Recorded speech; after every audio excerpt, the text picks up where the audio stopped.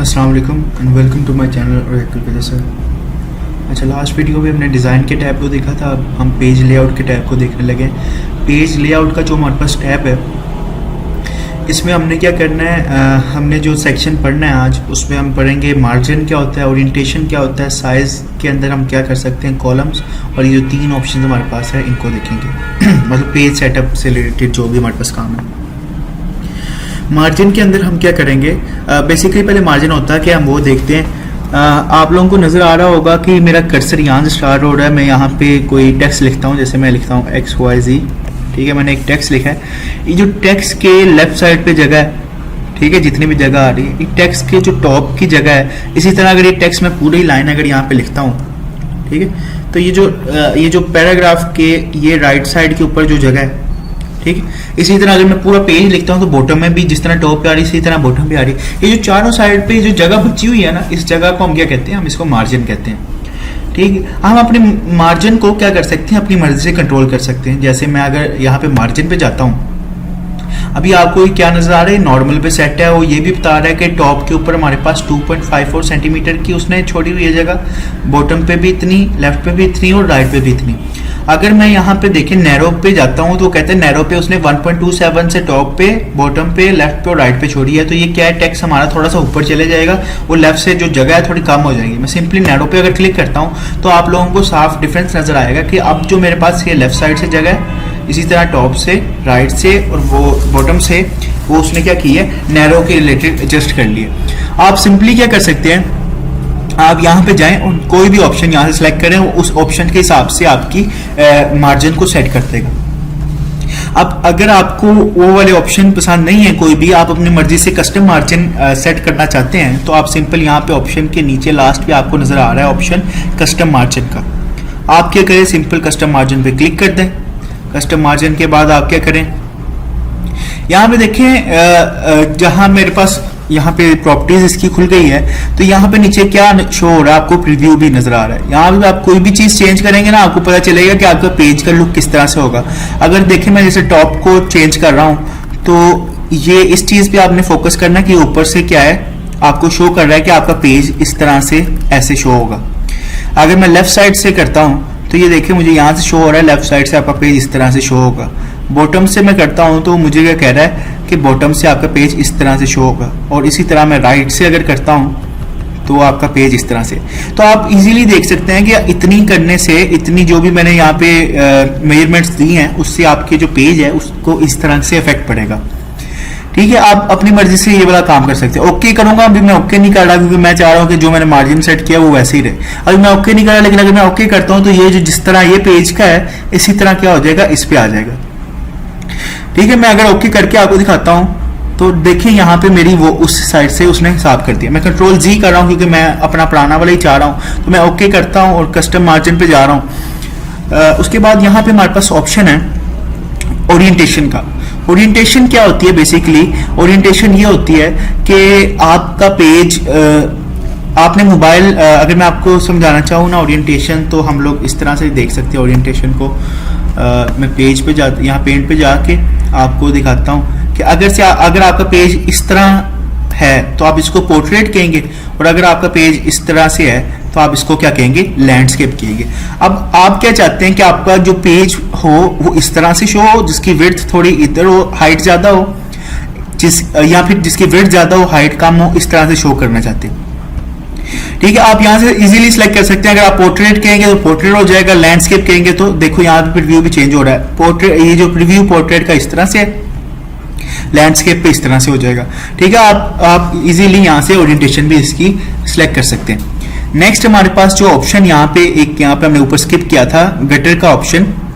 हम basically gutter क्या होता है हम इसको देखते हैं। आप लोगों ने जब पहले भी कभी डॉक्यूमेंट्स लिखे होंगे और आप जब प्रिंट करने जाते हैं और अगर उसकी बाइंडिंग कराएं तो आपको यहाँ से, जैसे अब इस पेज को लेके चलें तो ये लेफ्ट साइड से जो जगह होती है, कभी वो बाइंडिंग के अंदर आ जाती है, कभी जब पंच आप कर रहे हो पंच मशीन से तो वो चीज टेक्स्ट आपका कट जाता है। तो इस चीज से कैसे बचा जाए, उन्होंने यहाँ पे हमें एक गटर का ऑप्शन दिया। गटर क्या करता है, वो कहते हैं कि आप गटर की विड्थ, ये इसकी मेजरमेंट ज्यादा करोगे तो आपको यहाँ पे प्रीव्यू नजर आएगा, वो एक स्पेस स्पेशली एलोकेट कर देगा आपकी वो बाइंडिंग और वो जो पंच मशीन के लिए, इस चीज़ों के लिए। आप इजीली क्या करो, आप यहाँ से आगे गटर इंक्रीज करो, वो आपको नीचे शो हो रहा है ये जो चीज़, वो ये जगह जो छोड़ रहा है, ये जगह किस लिए छोड़ रहा है, ये जगह छोड़ रहा है आपकी वही बाइंडिंग और पंच मशीन, इस तरह की चीज़ों के लिए। आप इजीली ये वाला काम कर सकते हो। और देखो जो लेफ्ट साइड वाली मार्जिन है उसने उसको डिस्टर्ब नहीं किया, वो यहाँ से आगे से लेफ्ट साइड वाली मार्जिन भी यूज कर रहा है, लेकिन ये जो चीज़ है ये क्या है, उसने बाइंडिंग के लिए लहदा करती है। ठीक है, बाइंडिंग करवानी हो अगर आपने, या पंच मशीन है, इस तरह से कोई भी चीज कि आप लेफ्ट साइड से एक स्पेशल जगह आप छोड़ना चाहते हैं, तो आप गटर का यूज करें। और आप गटर का यूज करके क्या कर सकते हैं, आप यहाँ पे एक हैंडसम अमाउंट ऑफ स्पेस छोड़ सकते हैं अपने वो वाले डॉक्यूमेंट के लिए। आप क्या कर सकते हो, आप यहाँ पे मल्टीपल पेजेस, अगर आपने एक पेज पे दोनों साइड पे प्रिंट करवाने हैं तो आप यहाँ पे आके simply mirror image, mirror margin का सिलेक्ट कर सकते हैं। अब देखो कि एक पेज जो है आपके पास, अगर उसका जो गटर है वो लेफ्ट साइड पे है, अगर उसके ऑपोजिट साइड पे देखा जाए ना, उसका गटर राइट साइड पे होगा। जैसे अभी तो मैं आपको शो नहीं कर सकता, लेकिन देखो ना, अगर आप ध्यान से सुनो तो शायद आपको समझ लगे कि अगर एक पेज है, हमने उसको उसकी बाइंडिंग करवानी है 2-3 पेजेस की, तो अगर वो पेज जब हम बाइंडिंग करवाएंगे तो गटर एक लेफ्ट साइड पे, एक साइड की लेफ्ट साइड पे होगा, और अगर वो उसी को देखा जाए पेज की दूसरी साइड पे, वो राइट साइड पे होगा। तो इस तरह से वो मिरर मार्जिन क्या करता है, वो ऑटोमेटिकली चेक कर लेता है और आपकी पेज को उस हिसाब से ये गटर दे देता है, और उस हिसाब से वो कर देता है, ताकि आपकी बाइंडिंग भी हो जाए और आपका जो डॉक्यूमेंट है वो भी खराब ना हो। ठीक है, अगर मैं ओके करता हूं तो वो हमारा ये वाला कर देता है, लेकिन मैं क्या करता हूं, मैं इसे कैंसिल कर देता हूं। आपने देखा कि आप कस्टम मार्जिन किस तरह से बना सकते हैं। नेक्स्ट हमारे पास ओरिएंटेशन का है। ओरिएंटेशन से क्या है हमारे पास, ओरिएंटेशन में हमारे पास 2 टाइप्स हैं, एक पोर्ट्रेट और लैंडस्केप, जैसे मैंने उधर भी बताया था। अब ये पोर्ट्रेट है, अगर मैं इसको लैंडस्केप कहता हूं तो आप देखेंगे कि यहाँ पे पेज में आपको थोड़ा डिफरेंस नजर आया। ये पेज उसने क्या कर दिया, लैंडस्केप पे कन्वर्ट कर दिया। अब हम दोबारा पोर्ट्रेट करते हैं तो इसने क्या किया, अब उसको पोर्ट्रेट में दोबारा कर दिया। आप इजीली कोई भी ओरिएंटेशन इसकी यहाँ से सिलेक्ट कर सकते हैं।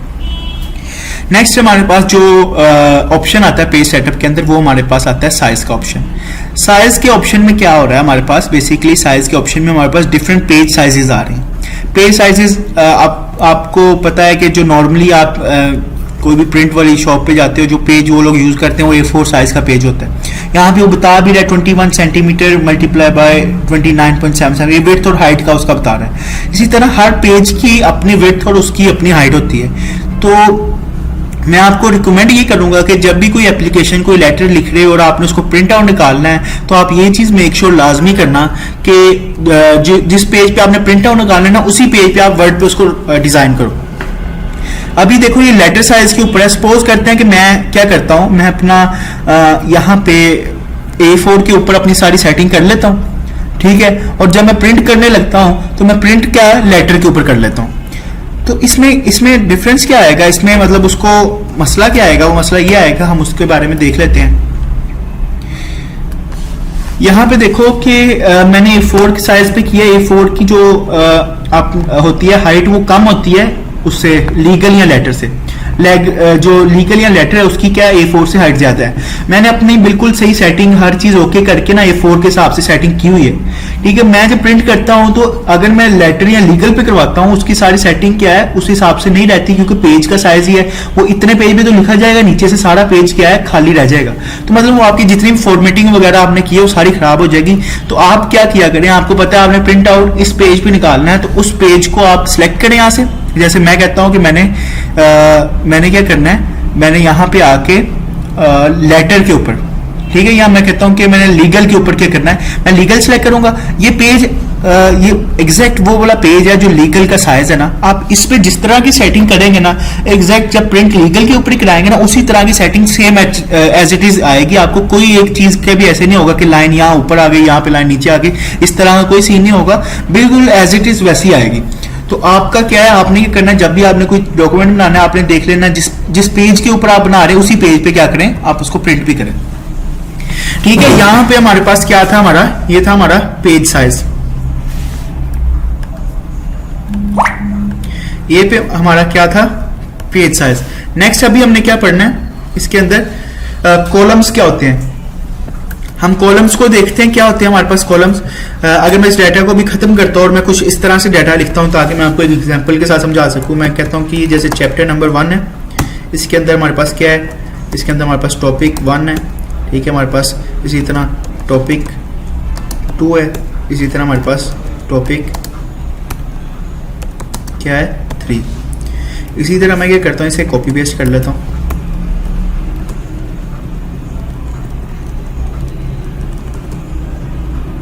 मैंने इसके कॉपी पेस्ट करने के बाद कितने पेज बना दिए, 8 पेज बना दिए। ठीक है, मैं सिर्फ पहले पेज की थोड़ी सी हेडिंग चेंज कर लेता हूँ ताकि आपको थोड़ा सा डिफरेंस नजर आए। मैं यहाँ इसको 2 कह देता हूँ और इसको 3 कह देता हूँ, इसको मैं 4 कह देता हूँ, 5 कह देता हूँ,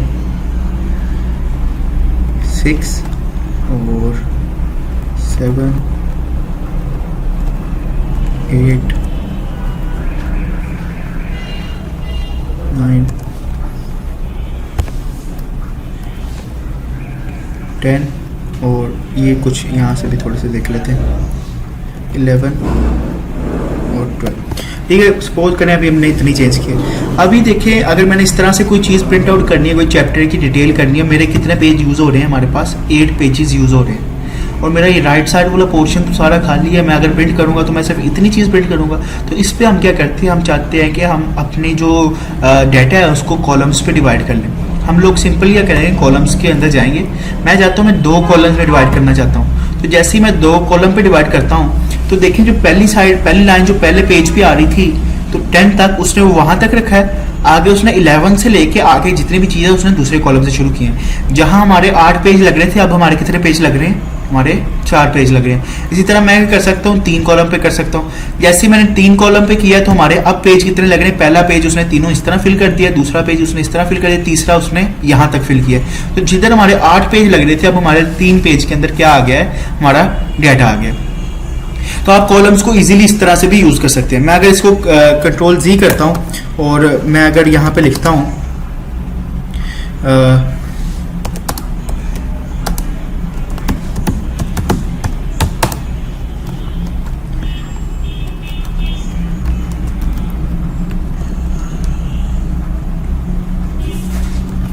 ठीक है, मैं अगर यहां पे चाहता हूं, मैं चाहता हूं इसको भी हम क्या करते हैं करते कॉलम्स में डिवाइड। सिंपल मैं इसको क्या करूंगा, क्योंकि मेरे पास डाटा इतना कम था, मैं इसको डाटा अगर ज़्यादा करूंगा ना तब ये अब आएगा। मैं इसको डाटा को थोड़ा ज़्यादा कर देता हूँ ताकि हम इसे उसमें करते हैं।